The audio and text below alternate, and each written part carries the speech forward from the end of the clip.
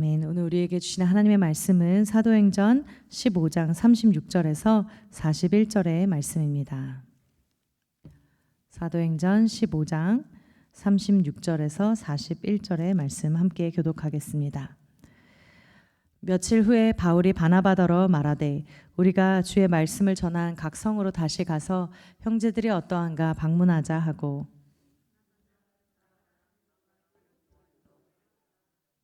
바울은 밤빌리아에서 자기들을 떠나 함께 일하러 가지 아니한 자를 데리고 가는 것이 옳지 않다 하여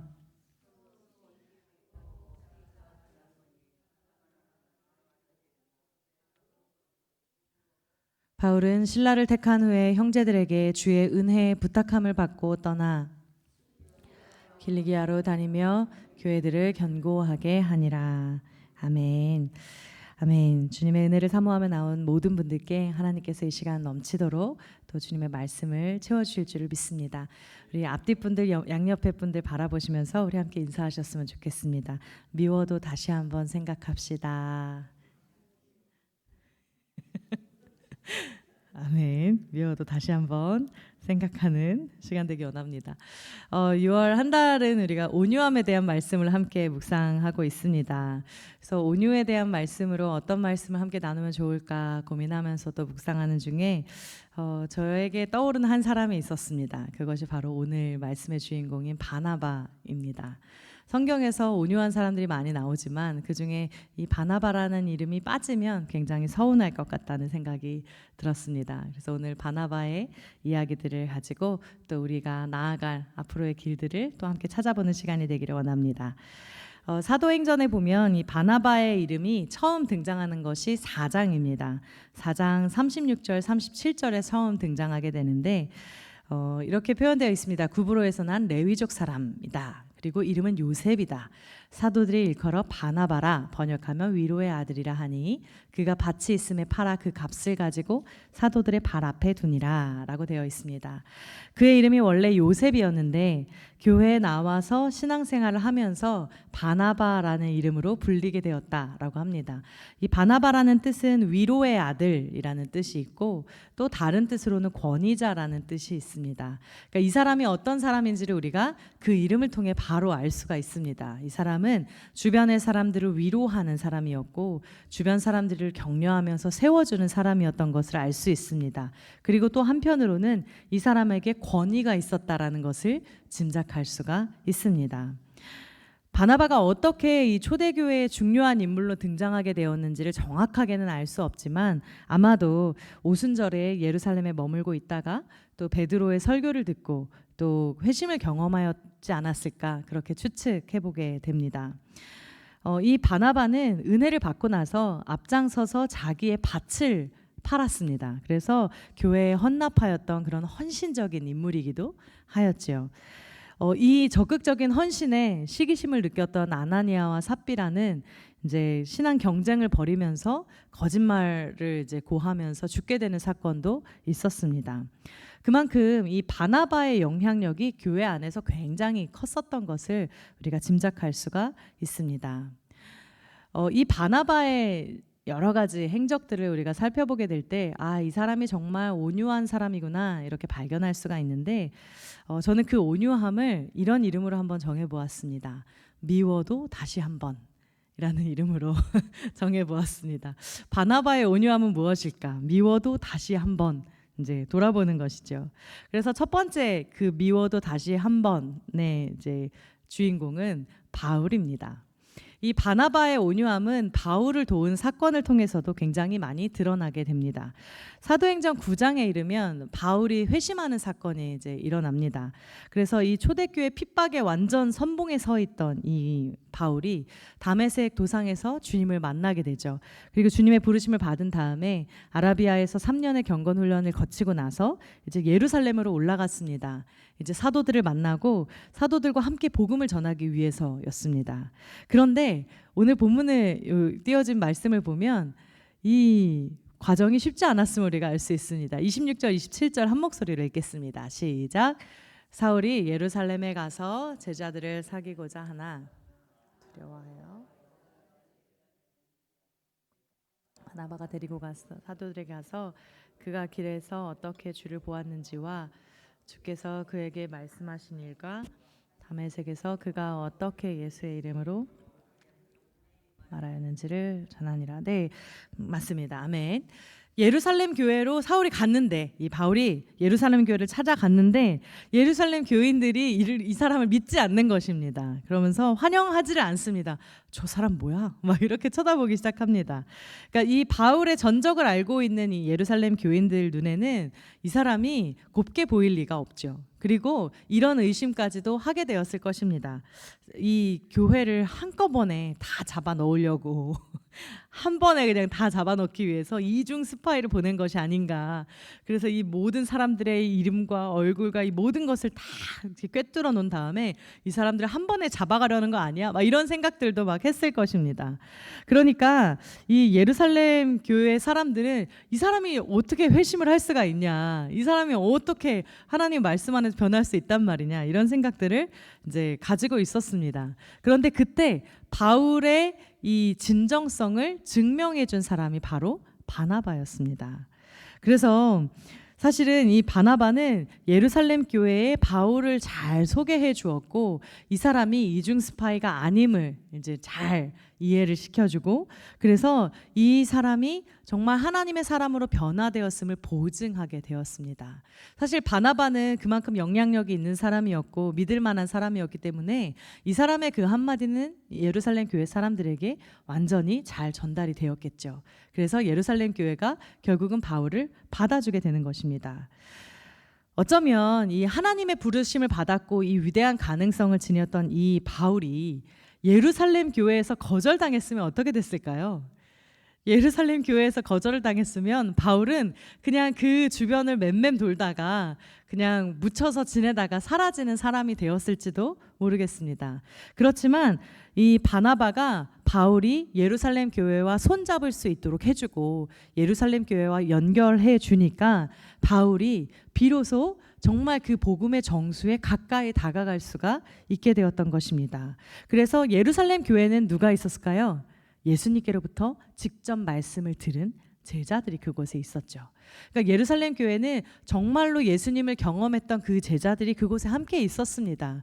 그러니까 바울이 이제껏 알았던 예수님에 대한 것보다 훨씬 더 깊이, 훨씬 더 많이 그곳에서 배울 수 있었을 것입니다. 그래서 복음을 가장 정확하고 더 폭넓게 배울 수 있는 계기가 분명히 되었을 것입니다. 바나바는 다른 사람을 대할 때 편견에 치우치지 않고 또 깊은 관심과 배려를 앞세웠습니다. 그래서 이 바나바에게는 다른 사람의 말을 귀담아 듣는 그런 능력이 있었죠. 그러니까 바울의 말이 거짓으로 들린 것이 아니라 이 사람의 말이 정말 하나님 앞에서 진정성이 있다는 것을 인식하게 되고 이 사람을 받아주게 되니까 이 한 사람의 받아들여짐으로 인하여서 온 열방 가운데 어쩌면 역사의 무대에서 사라질 수도 있었던 그 사람이 이제 정말 흙 속에 묻힌 보물처럼, 그래서 그 보물이 막 발견이 되고 그 사람이 정말 이 예루살렘 교회에 나오게 되면서 기독교 역사상 가장 위대한 인물이 탄생하게 된 것입니다. 그런데 이 과정에 바나바가 없었다면 이 바울 역시 탄생하지 못했을 것입니다. 아무도 믿어주지 않는데 어떻게 그 관계를 열어갈 수 있었겠습니까? 그래서 정말 처음 바울을 봤을 때 바나바의 마음에도 미운 마음이 어찌 없었겠어요. 아, 우리 믿는 사람들을 잡아다가 막 이렇게 바치던 그 사람인데 어찌 미운 마음이 없었겠습니까? 그렇지만 바나바는 미워도 다시 한번 이 사람에게 기회를 주었습니다. 그것을 통해서 정말 그 초대교회의 영적인 거장인 바울이라는 사람이 세워질 수 있었던 것입니다. 두 번째 미워도 다시 한 번의 사건은 마가와 관련된 사건이었습니다. 마가라는 사람이 처음에 성경에 등장한 시점은 사도행전 12장 12절에서였습니다. 예수님의 승천 후에 성령이 강림하시기까지 이제 열흘 동안 120명의 문도가 모여서 함께 기도했던 곳이 바로 이제 그 다락방이었습니다. 근데 누구의 다락방이었냐면 마가의 다락방이었습니다. 그러니까 그 집이 120명이 함께 모여서 기도했던 그 집이 마가의 다락방이었음을 우리가 알 수 있습니다. 그런데 이제 생각해 볼 수 있겠죠. 120명이 함께 기도할 수 있을 정도라면 얼마나 큰 집이었을까요? 120명이 함께 들어가서 함께 기도하는 집, 다락방 생각하면 그 집은 굉장히 크고 좋은 집이었겠죠. 그래서 마가의 어머니는 과부였지만 상당한 재산을 가진 재력가였다라고도 합니다. 그러니까 마가는 한마디로 얘기하면 부잣집 도련님이었습니다. 아주 잘 사는 집의 도련님이었죠. 예수님께서 잡히시던 밤에 이 마가의 모습이 살짝 등장하는 것을 볼 수가 있는데요. 마가복음 14장 52절에는 이런 표현을 찾아볼 수가 있습니다. 한 청년이 벗은 몸에 배의 혼니부를 두르고 예수를 따라가다가 무리에게 잡히매 배의 혼니부를 버리고 벗은 몸으로 도망하니라. 주석가들은 이 청년이 바로 마가 자신이었을 것으로 생각합니다. 마가가 첫 번째 도망치는 모습을 보이는 장면입니다. 그래서 배 혼니부를 걸치고 예수님을 막 따라가고 있다가 예수님이 붙잡히시니까 너무 놀라서 그 배 혼니부까지 막 버리고 막 벗은 몸으로 막 도망하는 이제 그런 우스꽝스러운 모습으로 등장합니다. 이미 한번 그렇게 도망친 전력이 있는 이 청년은 아주 시원하게 한 번 더 도망치는 사건을 성경 안에서 벌이고야 맙니다. 그 전에 이 마가와 바나바의 관계를 먼저 생각해 볼 필요가 있는데요. 골로새서 4장에 보면 이제 이 마가가 누구냐라고 했을 때 바나바의 생질, 조카라고 이제 개역개정에는 되어 있는데 사실 이 생질이라는 단어는 아넵시오스라는 단어예요. 근데 이 단어는 생질이라기보다는 이제 사촌에 가깝습니다. 그래서 이제 정확하게 얘기한다면 마가는 바나바의 사촌 동생이었을 것으로 생각이 됩니다. 그런데 이 바나바와 사울이 1차 전도 여행을 떠나게 되었을 때 이제 수행원이 바로 마가 요한이었습니다. 그러니까 이 선교팀의 총책임자는 바나바였고 이제 그 바나바가 이끌어가는 그 선교팀에 마가가 속해서 함께 가게 된 것입니다. 그런데 이 사도행전 13장 13절에 이르게 되면 선교팀의 대장이 바울로 바뀌는 것을 우리가 알 수 있습니다. 사도행전 13장 초반을 먼저 한번 보겠습니다. 우리 함께 읽겠습니다. 시작. 주를 섬겨 금식할 때에 성령이 이르시되 내가 불러 시키는 일을 위하여 바나바와 사울을 따로 세우라 하시니 이에 금식하며 기도하고 두 사람에게 안수하여 보내니라. 네, 아멘. 바나바와 사울을 세워서 정말 이 팀을 이제 파송하는 그런 시간이 왔습니다. 여기도 보시면 바나바의 이름이 앞에 나와 있는 것을 알 수 있습니다. 그런데 13장 13절에 이르면 이 순서가 좀 바뀌어 있는 것을 우리가 만나게 될 수 있습니다. 함께 읽겠습니다. 시작. 바울과 및 동행하는 사람들이 바보에서 배 타고 밤빌리아에 있는 버가에 이르니 요한은 그들에게서 떠나 예루살렘으로 돌아가고. 네. 아멘. 이 선교팀의 앞에 나오는 인물이 바울로 바뀌어 있습니다. 그러니까 요 사이에 이제 많은 일들이 있었겠죠. 선교 현장에서 어쩌면 바울의 능력이 더 탁월하게 드러났을지도 모르겠습니다. 그래서 우리가 알고 있듯이 이 온유한 바나바는 선교 팀장의 자리를 아주 자연스럽게 나보다 바울이 훨씬 더 잘하니까 바울에게 넘겨주었을 것으로 추측이 됩니다. 그러니까 여기서도 이 바나바의 성품이 드러나게 되는 것이죠. 그런데 이 팀에 마가가 함께 동행을 하고 있었습니다. 요한은 히브리식 이름이고 이제 그의 헬라식 이름이 마가였습니다. 그런데 이 마가가 이제 버가라는 곳에 도착하자마자 예루살렘으로 갑자기 이 선교 단원들을 내비두고 갑자기 돌아가는 일이 발생하는 것입니다. 어쩌면 이제 윗사람들을 수행하는 수행원으로서 그곳에 간 것인데 이제 용납될 수 없는 일인 것이죠. 그래서 왜 이때 마가가 자기 직무를 중도에 포기했느냐 이제 이런 궁금증을 우리가 좀 갖게 됩니다. 말하자면 제가 담임 목사님을 모시고 선교 갔는데 선교 중간에 갑자기 한국으로 돌아와 버린 것과 같은 이제 그런 상황인 것이죠. 그래서 그곳에서 해야 될 일이 굉장히 많은데 갑자기 사라져 버린 것입니다.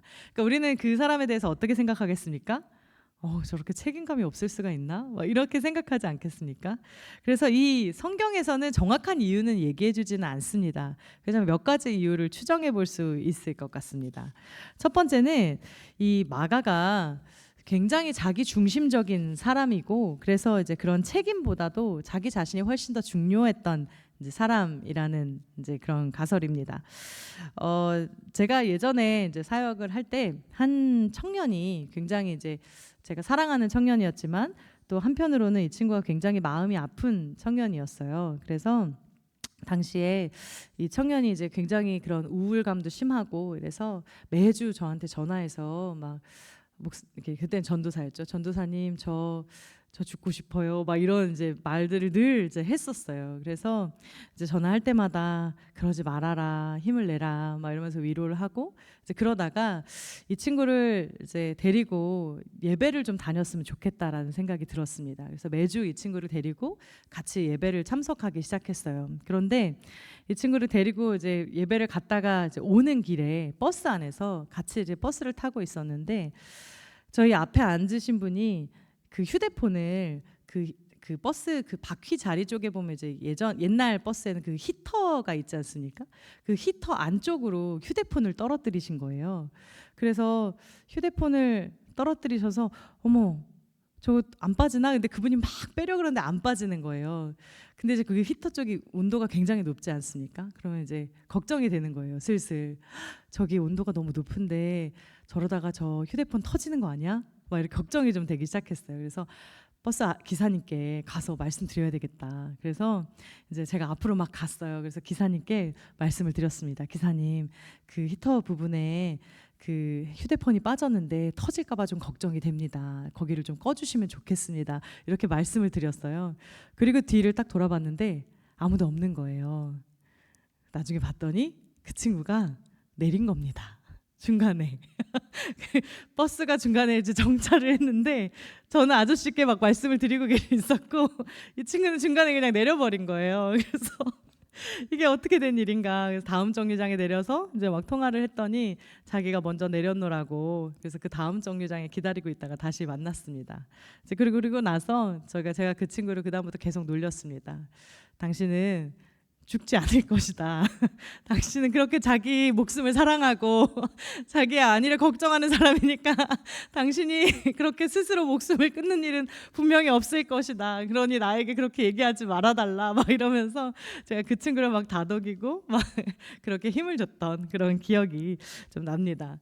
그런데 이제 바나바도 이 마가도 마찬가지였던 것 같아요. 이 마가도 자기의 안위가 좀 더 중요하지 않았을까. 그래서 선교팀 수행원으로 발탁됐을 때 처음에는 그래 내가 한번 가보자 막 이런 따라 나서서 막 가긴 했는데 막상 여행을 시작하고 보니까 예상보다 더 따분하고 더 힘든 거죠. 더 힘들고 피곤하기도 했다는 것입니다. 그러니까 이 부잣집 도련님으로 자란 이 양반이 막 쫓아다니다 보니까 그래도 나는 내 안위가 더 중요해, 내가 쉬는 게 더 중요해 막 이렇게 생각하면서 그냥 그 팀에서 떨어져 나왔을 거라는 거죠.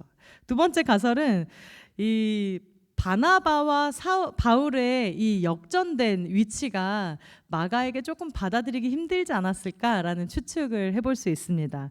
그래서 중간에 이제 구브로 섬을 지나면서 이 두 사람의 위치가 바뀌게 됐습니다. 그래서 바나바를 필두로 가던 그 선교팀이 이제 바울의 이름으로 이제 바뀌게 됐고 바울이 지시하고 바울이 이야기하는 것에 따라서 이렇게 움직이게 되니까 그게 조금 견디기 어렵지 않았을까 이렇게 추정해 보기도 합니다.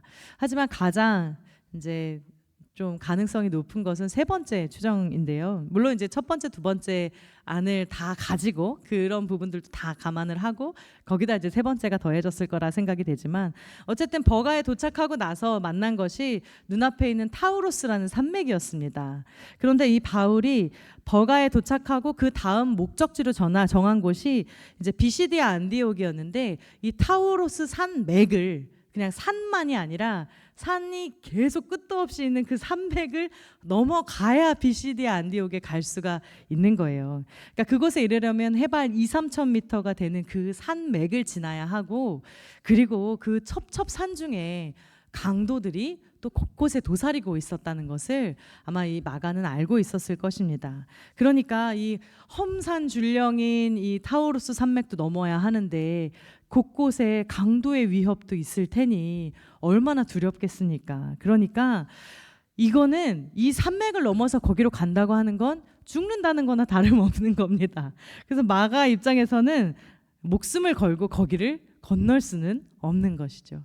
그래서 겁에 질린 마가가 집으로 도망쳤다라는 것입니다. 마가가 도망치고 나서도 선교 여행은 계속됐습니다. 그래서 비시디아 안디옥을 거쳐서 더베까지 갔다가 이제 다시 1차 선교 여행을 마치고 안디옥으로 되돌아왔습니다. 그런데 이 1차 선교 여행 때 세웠던 그 교회들을 다시 돌아보기 위해서 2차 선교 여행을 계획하게 됩니다. 그런데 출발 전에 문제가 생기지요. 우리 오늘 함께 읽었던 본문 15장 우리 함께 읽어보도록 하겠습니다. 네, 우리 37절부터 39절까지 한 목소리 읽겠습니다. 시작. 바나바는 마가라 하는 요한도 데리고 가고자 하나 바울은 밤빌리아에서 자기들을 떠나 함께 일하러 가지 아니한 자를 데리고 가는 것이 옳지 않다 하여 서로 심히 다투어 피차 갈라서니 바나바는 마가를 데리고 배 타고 그브로로 가고. 네, 아멘. 이 바나바는 마가를 데리고 가고 싶어 했습니다. 그런데 바울의 입장에서는 아니 선교 중간에 자기 안위가 더 중요하고 자기가 겁난다고 해서 중간에 도망간 사람은 어떻게 믿냐. 바울 입장에서는 그런 거죠. 아니 중간에 도망간 사람은 어떻게 다시 데려갈 수가 있냐. 쟤 또 도망갈 거 아니냐. 이렇게 생각하는 것이죠. 그런데 바나바는 이 마가를 데리고 가고 싶어 합니다. 미워도 다시 한 번인 것입니다.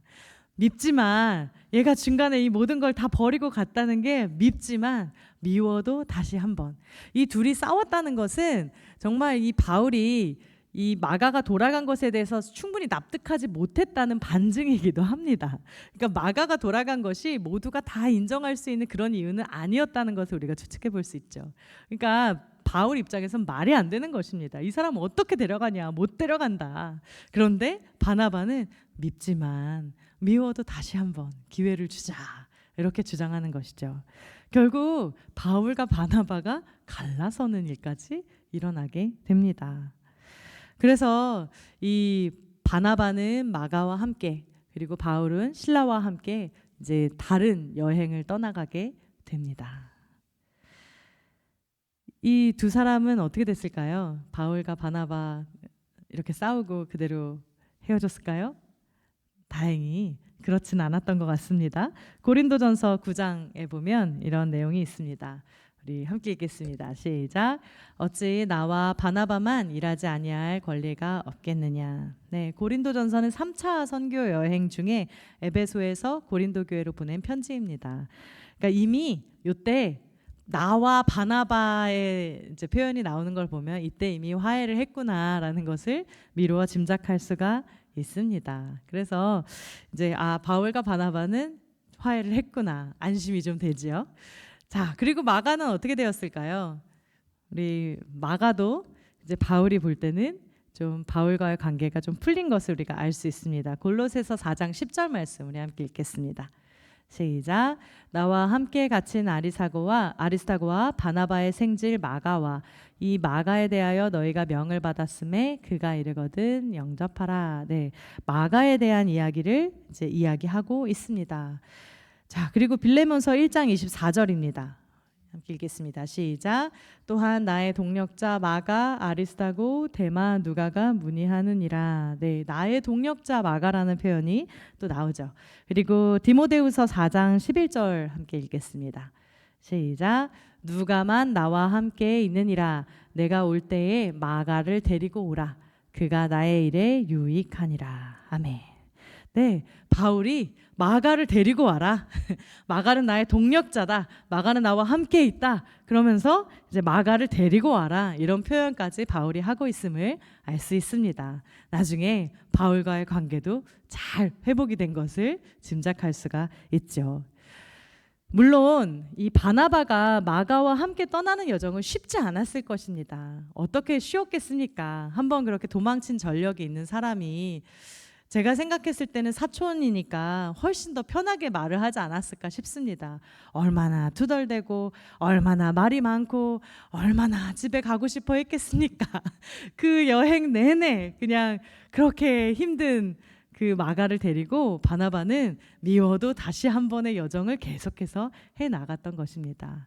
이 바나바가 마가를 품기 시작했을 때 이 마가는 그 당시에는 철없는 사람이었지만 바나바의 이 품음으로 인해서 그 시간들을 다 거치고 나서 이 마가는 우리가 잘 알듯이 마가복음을 기록하는 사람이 됩니다. 마가는 베드로의 통역자가 되어서 베드로와 함께 다니면서 사역을 했습니다. 그래서 베드로는 헬라어를 잘 알지 못했기 때문에 베드로가 말하는 그 히브리어를 헬라어로 전해서 통역하는 역할을 마가가 했고, 그것을 그냥 통역만 한 것이 아니라 기록으로 남겨서 많은 사람들에게 이 마가복음을 읽을 수 있게 하였습니다. 그래서 이 마가 역시 처음엔 정말 철이 없는 사람이었었지만 이 바나바의 미워도 다시 한 번을 통하여서 정말 초대교회의 큰 역사의 획을 그은 영적인 거장으로 또한 우리 가운데 기록되게 되는 것입니다. 이 미워도 다시 한 번의 온유함이 낳은 위대한 역사를 우리가 오늘 기억하기를 원합니다. 사실 바나바는 그 당시에 그 모든 것들을 감내하는 것이 쉽지는 않았을 것입니다.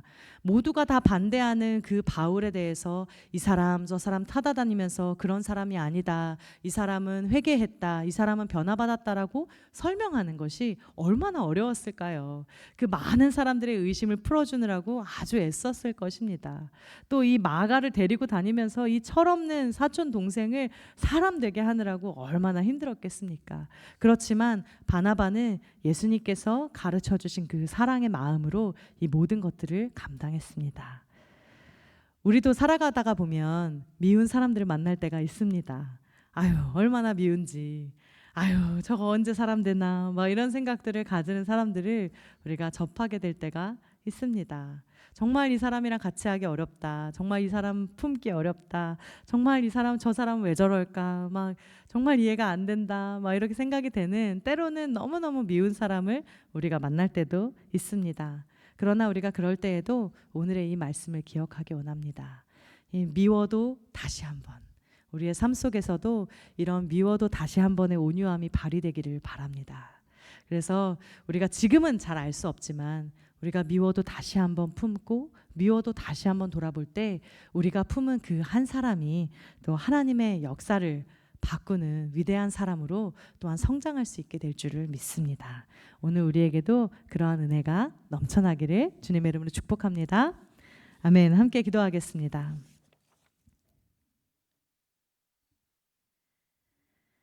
하나님 감사합니다. 주님께서 이 귀한 말씀 우리 가운데 허락하여 주셔서 우리 안에 미워도 다시 한 번의 이 온유한 마음을 새길 수 있도록 도와주시니 감사합니다.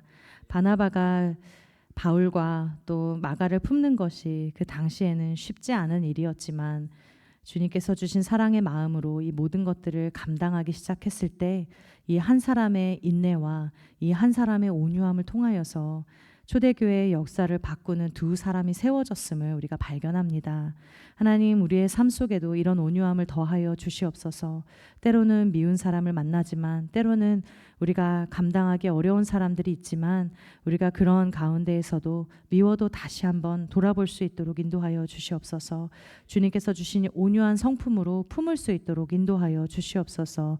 그래서 우리가 지금은 깨닫지 못할지라도 우리가 품은 그 한 사람이 하나님 안에서 또한 영적인 거인들로 자라나는 그 귀한 역사를 우리가 목도할 수 있도록 주님께서 은혜 위에 은혜를 더하여 주시옵소서.